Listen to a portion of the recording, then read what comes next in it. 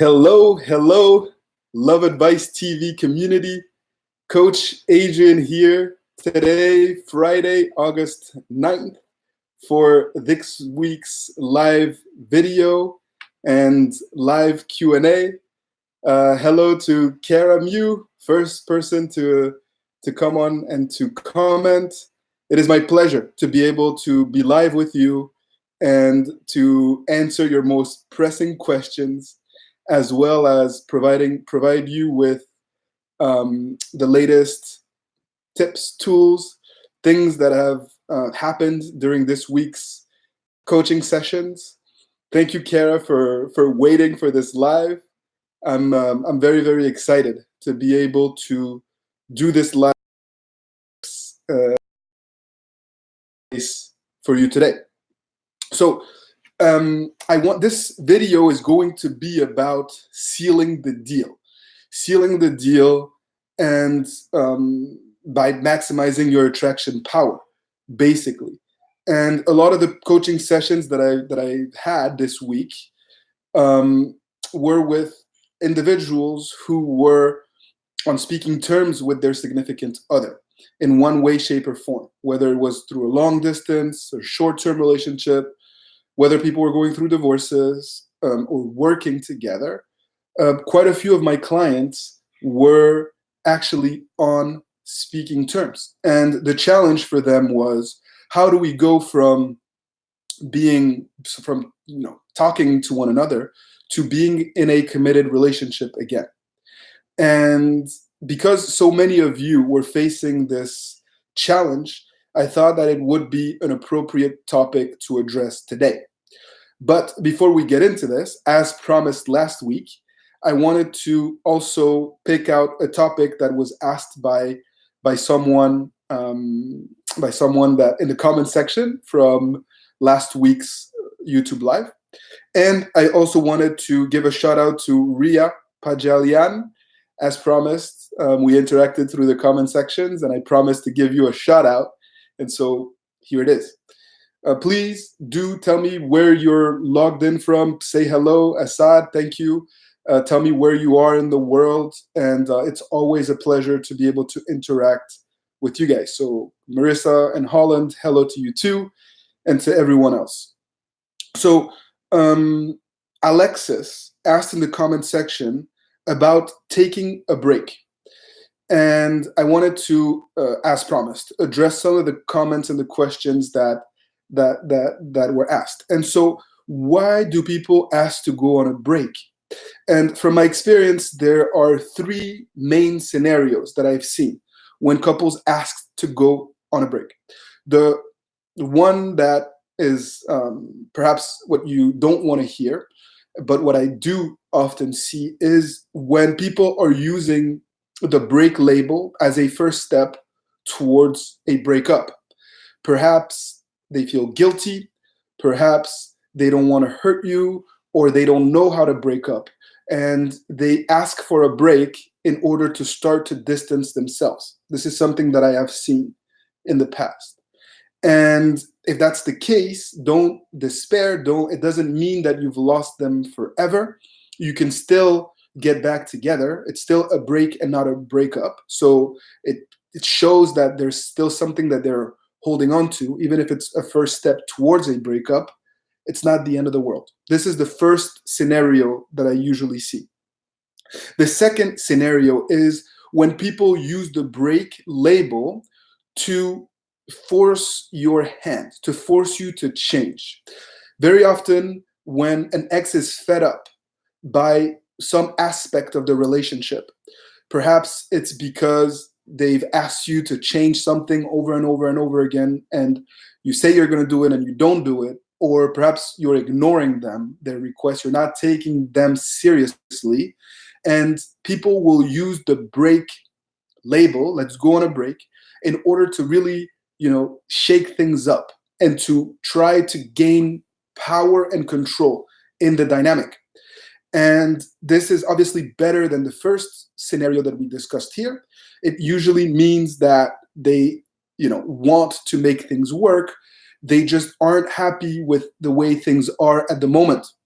And I've coached so many people who actually threatened to go on a break because they were unhappy, trying to, kick some sense into their partner's, way of being. And ultimately, their partner turned around and broke up with them. So many people that I've coached have been put in that situation. So um, if that's the case, again, don't despair. But this is the second scenario that I see. An ex or someone, your boyfriend or girlfriend or partner, will talk about going on a break in order to get you to take them seriously and to change a certain aspect of the relationship that you perhaps haven't taken seriously yet. And the third case that I see when people ask to go on a break, it's because they are unhappy with themselves, existential issues that your partner may be going through. And a lot of times when this is the case, they'll tell you, I need to take time for myself. I feel like I've lost myself. I'm unhappy. I'm depressed. I feel like I've lost myself in this relationship and I need time to work on this and this aspect of my life. And the worst thing that you can do in this scenario is to get insecure and to start to cling on to them and to the relationship and not give them the space that they say that they need. And when you do that, the break can lead to a breakup. And so Alexis C asked in last week's live, in the comment section of last week's live, why do couples take a break? Why do people ask to go on a break?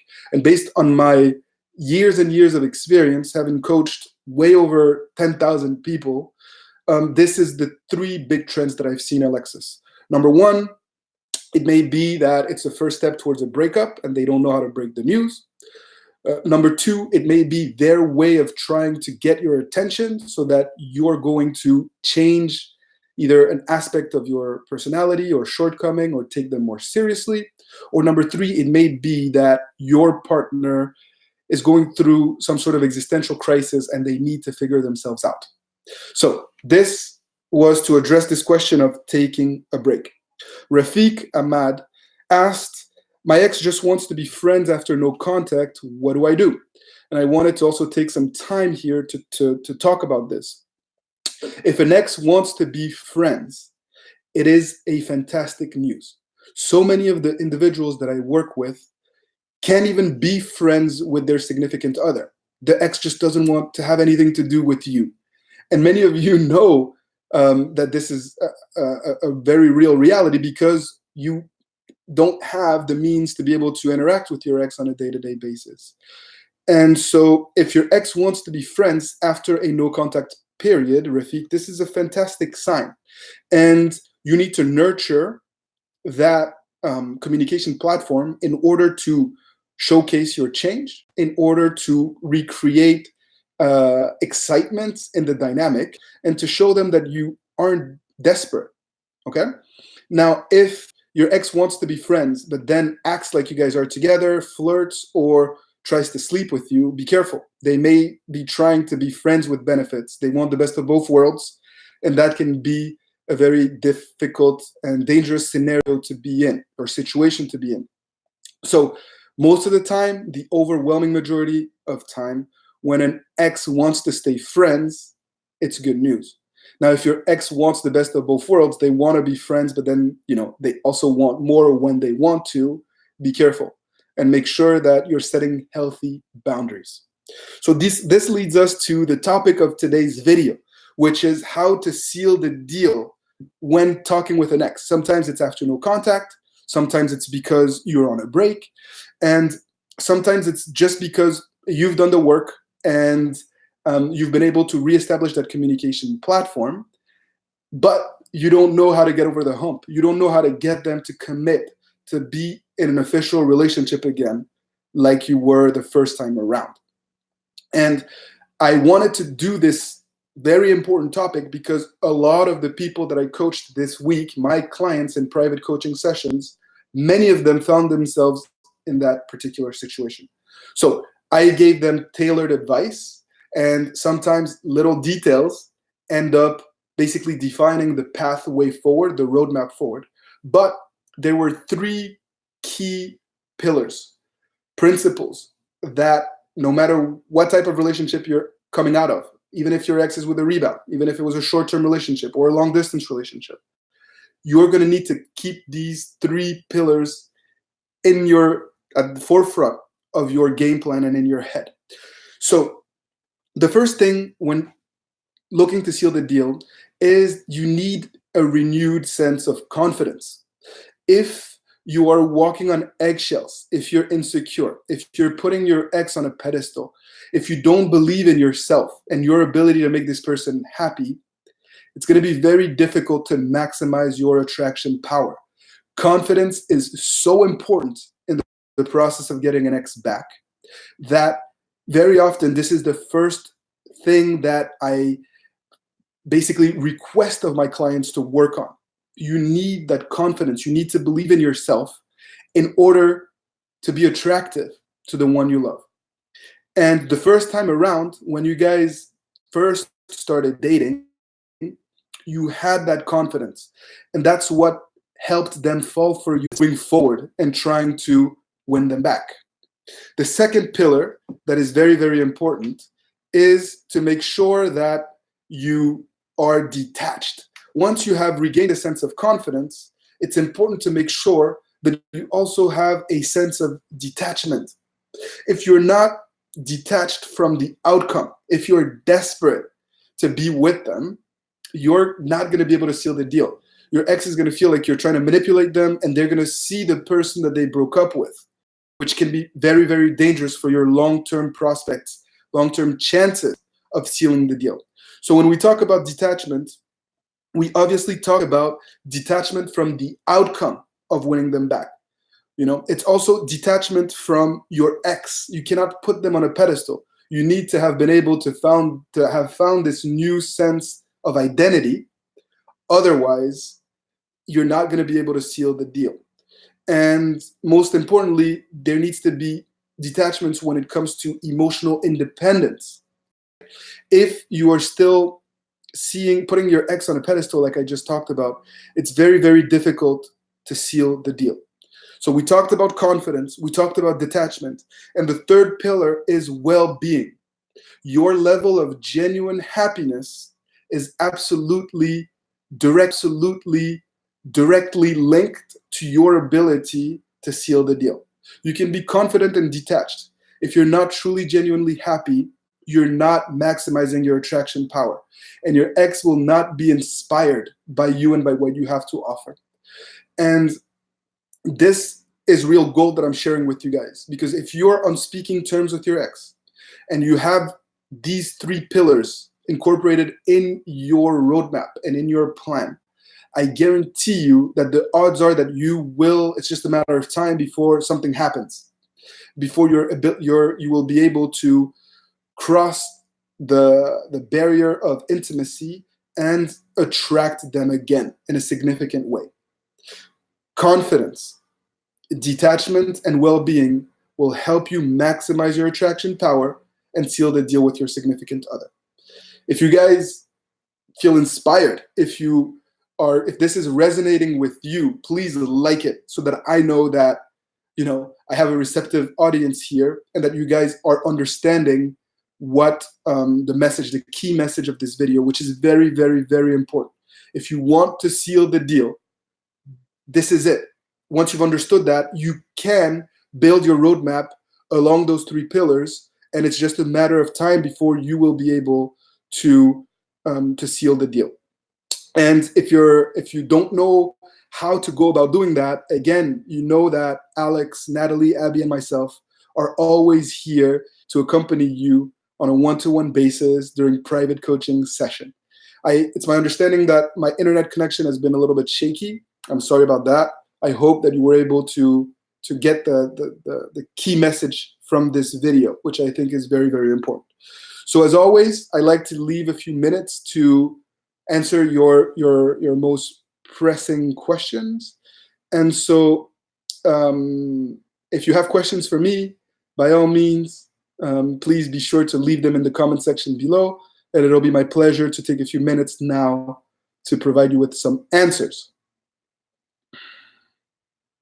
So Lauren says that she was making a ton of progress with her ex, and they were hanging out again, but then you get into a big fight and haven't spoken since, and I'm doing no contact for a second time. Is this okay? Yes, it's absolutely okay. I would rather have you do no contact, take a step back, and make sure that you reestablish the right dynamic before trying to force the issue.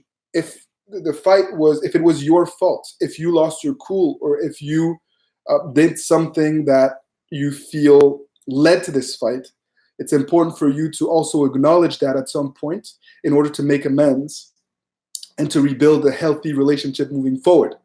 But those same principles will still apply. Take a step back, focus on yourself, regain your confidence and your detachment and your well-being, and you should be okay to put things to get things back on track. The truth is, if you're really detached and if you have this sense of well-being, you should avoid the drama. You should avoid. But I work with so many people that do no contact or radio silence multiple times and end up getting back with their significant other. And if you still have questions about your specific situation, I advise and recommend that you book a session and we work together. So what other questions we have here? Okay, I was pretty harsh with my ex when we broke up, and he won't talk to me. What to do? So this is a very good question, and the first thing that I'll say is that the overwhelming majority, actually, of people that I coach make mistakes after a breakup. Sometimes it's being too needy and clingy and desperate, and other times it's saying things that you regret. And it's very important for you to not lose your peace of mind here. You need to learn from your mistakes, but don't be a prisoner of the past. You need to learn from them and to grow. And so even if you said things that you regret, it's okay. I advise you to give it time and to make amends the right way. We actually have a formula to rebuild trust, but it starts with you taking accountability for the mistakes that you've made. And a lot of it depends on the length of your relationship, when those mistakes occurred, the last time that you spoke. And usually, if the timing is right, a letter, an accountability letter, is the right way to rebuild a communication platform the right way. But you will need to take accountability for your actions in order for your significant other to fully let go and for you to be able to rebuild a new dynamic there. So my ex called me crying and begging me because she sees I'm moving on after she cheated. She even said she wants to end her life, which had me concerned. Yeah, this is very, very concerning. Brian, when someone talks about ending their lives, you have to take them seriously and perhaps tell her to call a suicide hotline and to